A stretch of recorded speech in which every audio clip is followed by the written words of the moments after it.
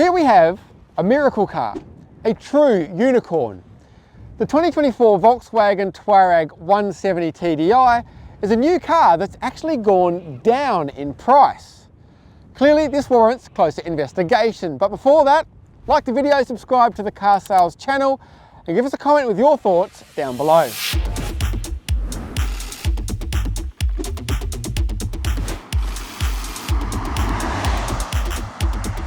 It's midlife facelift time for VW's large SUV, and the entry point has now dropped to just over $85,000 plus on-road costs.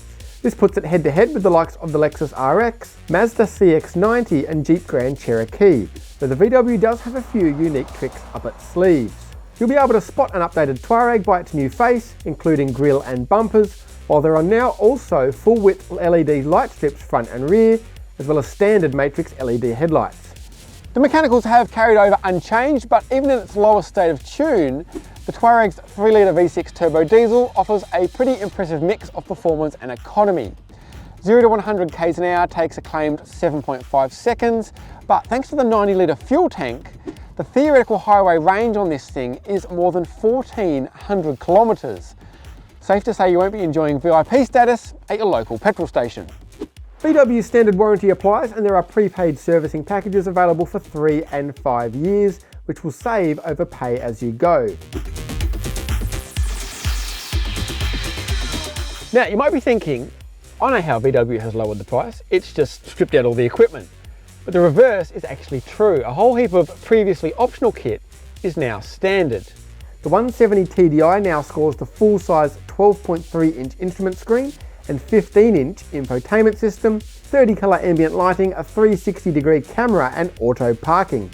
This is in addition to all the stuff that was already standard. Heated electric seats with memory for the driver, wireless charging, dual zone climate control. Basically the only options now are the super duper 14-speaker stereo, quad zone climate control, sunroof and heated rear seats. It's also a great cabin. Masses of space, excellent driving position, some really nice premium touches like this open pore real wood, and these cup holders are now illuminated. It's pretty hard to fault, especially at this price point. One of the biggest changes is the adoption of wireless smartphone mirroring for both Apple CarPlay and Android Auto. There was already the usual passive and active safety measures, but as mentioned, there are now some extra convenience features like park assist, a 360-degree camera and speed sign recognition. Let's face it, you're buying a large SUV because you want space, and the Touareg absolutely delivers. This rear bench is comfortable, it slides and reclines for flexibility. We've got a fold down center armrest, a couple of cup holders in there, pair of USB-C ports and a 12 volt hidden down there, and standard sunshades. Well done VW, more cars should have these. Cool new feature is this illuminated VW logo, power tailgate, and while there's no 7-seat capability with the Touareg, the flip side of this is an absolutely massive boot. It is huge at more than 800 litres, and if you drop the rear seat, which you can do remotely here, it expands by more than 1,000 litres. Also now standard are clever load-sensing roof rails that know how much weight is on the roof and adjust stability control accordingly. Now let's see how the new Touareg stacks up on the road.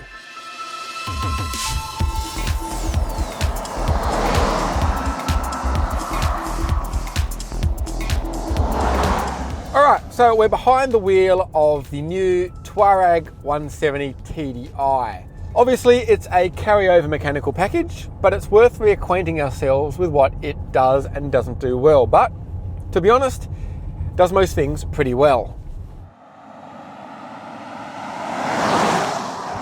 Let's start with the engine. Doesn't feel particularly quick. I actually got some updated info after I filmed the earlier pieces, and the claim 0 to 100 is now 8 seconds, not 7.5, but regardless, the point still stands. Doesn't necessarily feel that fast from the seat of the pants.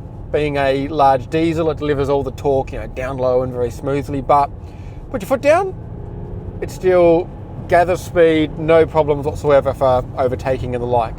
It's also very, very efficient. On an admittedly careful cruise earlier, but still doing 100 Ks, this thing was showing 5.3 litres per 100 K. So that 1,400 Ks plus of theoretical range absolutely stacks up in the real world. Diesels are going out of favour a bit, but this engine illustrates why they became so popular. It's powerful, efficient, quiet. It's just really well suited to this car. One thing the 170 TDI lacks compared to higher variants is air suspension. This still has conventional steel springs, and it's a very Volkswagen ride. And by that I mean it's not a magic carpet, it doesn't just float magically over the road. Someone described it as connected, which is probably the most accurate description, as it's not firm or brittle or uncomfortable, but you are aware of the surface you're driving over. Personally, I wouldn't mind a little extra cushioning in a car like this. So if you're like me, it might be worth trying a 210 TDI with air suspension, but there's nothing wrong with the 170 at all. And the upside of this slight, firmness is great control. There's never any wallowing or pitching or tossing you around, just stability and confidence regardless of the road surface. Dynamically, well, it's a large family SUV. No one's ever really going to drive this thing with any enthusiasm. It has a sport mode which firms up the steering, adds a bit of weight, and also sharpens up the powertrain, but I just put it back in normal. There are no vices. It's got really good grip. Steering could be a fraction sharper off center, but I'm nitpicking. It handles really well for a car like this. Certainly nothing to complain about. One thing I forgot to mention earlier when doing my interior pieces was the upgraded infotainment, but it's probably better to do it now anyway, as it does have some benefits while driving. It's not just the larger screen, but the fact that CarPlay now goes full screen. Before it had big black borders around it, whereas now it's high definition, goes the full 15 inches and has really big icons. Some cars go high def, but still have really small icons, whereas this makes it super easy to hit what you're after. The infotainment itself does take a bit of learning to figure out the easiest way to navigate it and the quickest way to get to what you're after. Aircon controls are in the screen. Again, would prefer physical ones, but it's not too bad. Adjusting temperature or fan is still a one-touch operation, but for finer adjustments, including recirc, you do have to go to a separate screen. Earlier in the drive program, we did some dirt driving. Presumably Volkswagen wanted to show off the adventuring credentials of its large SUV. Now, it was just a conventional, typical dirt road, nothing challenging at all. There is an off-road and a snow mode, but not the dual range transfer case the Touareg once had. It did get me thinking, however, about this car as an alternative to high-end dual cabs. If you look at the likes of an Amarok Aventura or Ranger Platinum, this thing isn't a million miles away in terms of price, and it's intriguing. Like, if you need a tray, you need a tray, that's fine. But if you don't, this is just such a nicer vehicle to be in. The interior's way better. The back seat is a million times better. There's more storage. There's more features. It's nicer to drive. It's more comfortable. It's more refined. It's more economical. And here you say, well, hang on, I need to tow 3.5 tons. But one thing that's not often talked about with the Touareg is its maximum towing capacity is the same 3,500 kilos as those dual cabs. Now, the limiting factor will be downball load, because it's a maximum of 280 kilos with the 170 TDI. So if you use your typical 10% rule, that's closer to 3 ton or a little bit under. But even at that 280 kilograms downball, you've still got around 400 kilograms of payload to play with, which is pretty usable. So boats, trailers, horse floats, race cars, whatever, this thing should have no trouble pulling those whatsoever. Just some food for thought. To sum up, this is a really impressive car. I mean, the previous 170 TDI was very, very good, so it's no surprise that this remains a great package. Practical, spacious, efficient, refined, comfortable, it ticks a lot of boxes.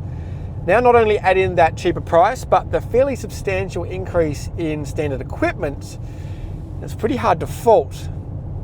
Put it this way, it makes all the other cars built on this platform, Q8, Cayenne, not to mention Bentayga, look pretty expensive. This is an entry-level luxury SUV that's really anything but entry-level. Thanks for watching.